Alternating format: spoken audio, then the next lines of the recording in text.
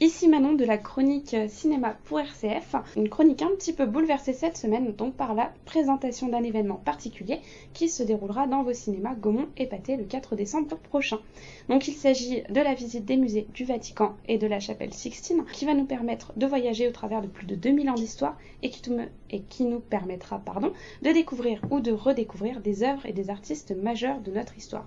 Donc je n'en dis pas plus, je vais laisser la parole à quelqu'un de plus apte à en parler, Monsieur Jérôme Cleveland, donc directeur de l'exploitation Gaumont Parc Millésime, qui a accepté de m'accorder un petit peu de son temps pour répondre à quelques questions.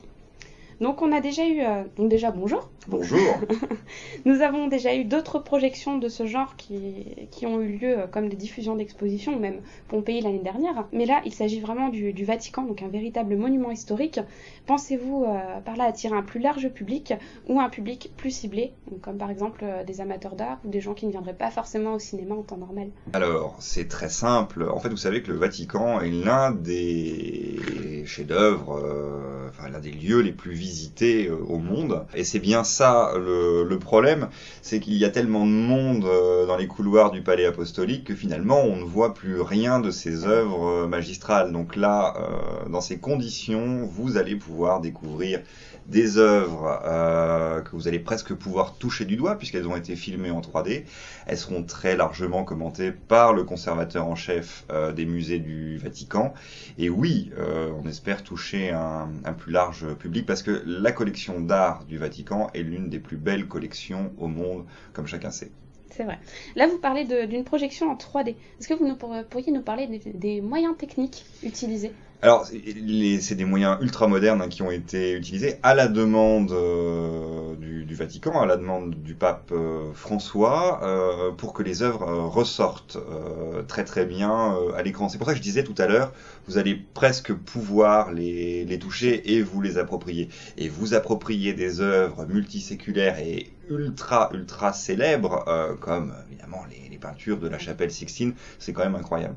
C'est vrai.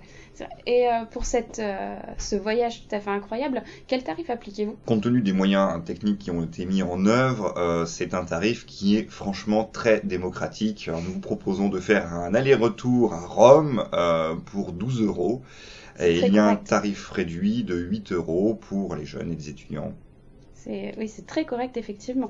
Donc ça va nous permettre de voir un petit aperçu du Vatican pour 12 €, c'est pas mal.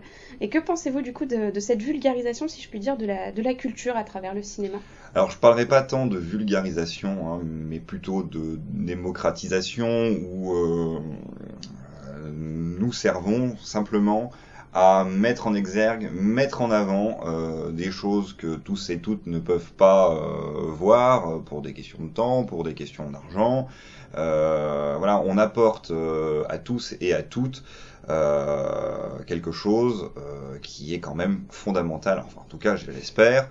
La France est très attachée à tout ce qui a un aspect culturel. Et pensez-vous qu'il y aura d'autres projections de cette ampleur? Oui, il y en aura d'autres. Vous avez cité Pompéi que nous avions fait l'année dernière, l'exposition Léonard de Vinci qui avait eu lieu en 2012. Il y en aura d'autres, mais pour qu'il y en ait d'autres et pour qu'il y en ait plus, il faut que cela ait du succès. Donc faites passer le mot.